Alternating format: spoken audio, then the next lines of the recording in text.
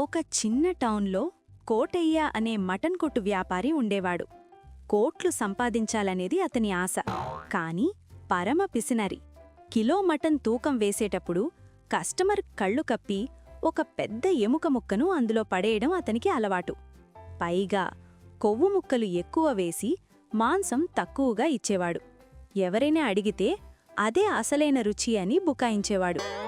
ఈరోజు మాంసం కిలో 800, కనీసం 200 గ్రాముల ఎముకలు, ఒక 100 గ్రాముల కొవ్వు వెయ్యకపోతే నాకు గిట్టుబాటు కాదు. ఒరే నవీను, ఆ వెనక పడేసిన పాత ఎముకల బొట్ట ఇటు తీసుకురా. అయ్యా, అవి నిన్నటివి కదా, కొంచెం వాసనొస్తున్నాయి. నోరుమోయ్, మసాలా దట్టించి వండితే అన్నీ కమ్మగానే ఉంటాయి. ఇటు తీసుకురా. అంతలో సూరమ్మ అనే ఆవిడ కోపంగా అక్కడికి వచ్చింది. ఏమయ్యా కోటయ్య, పోయిన వారం కిలో మటన్ అంటే అరకిలో ఎముకలే ఇచ్చావు. నా మనవడు ముక్క కోసం వెతుకుతుంటే పంటి కింద రాయి పడ్డట్టు ఎముక తగిలి ఏడ్చాడు. నీకసలు బుద్ధుందా? అయ్యో సూరమ్మత్త, నీకు తెలీదు. ఎముకలో ఉండే మూలుగ తింటేనే గదా బుద్ధి పెరుగుతుంది. నీ మనవడికి తెలివి పెరగాలనే ప్రేమతో వేశాను. కావాలంటే ఈరోజు ఒక 10 గ్రాముల కొవ్వు ఎక్స్ట్రా వేస్తా, తీసుకో. అలా మాయమాటలు చెప్పి రోజూ వ్యాపారం సాగిస్తుంటాడు. ఒక ఆదివారం ఉదయం ఆ ఊరికి కొత్తగా వచ్చిన రాఘవ అనే యువకుడు కోటయ్య కొట్టుకు వెళ్లాడు. రాఘవకు కోటయ్య తికమక పనులు ముందే తెలుసు. ఏమండి, మంచి మటన్ ఉందా? నాకు కిలో కావాలి.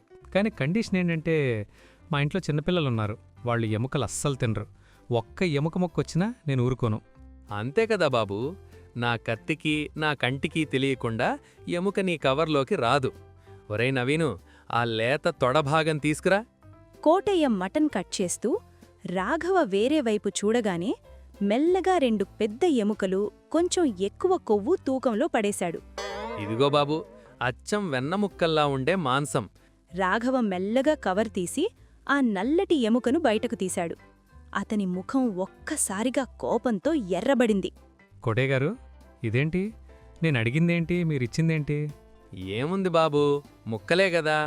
ముక్కలా? ఇది మేకమాంసం అస్సలు కాదు. చూడండి, ఈ ఎముక మీదున్న ఈ గీతలు, ఈ రంగు చూస్తుంటే ఇదేదో వైరస్ లేదా మరేదైనా ప్రమాదకరమైన వ్యాధి సోకిన జంతువు మాంసంలా ఉంది. నవీన్, ఈ మేకనెక్కడ కొన్నారు? అది పక్క ఊరి సంతలో. అబద్ధం. ఇది చనిపోయిన అడవి పంది మాంసంలా ఉంది.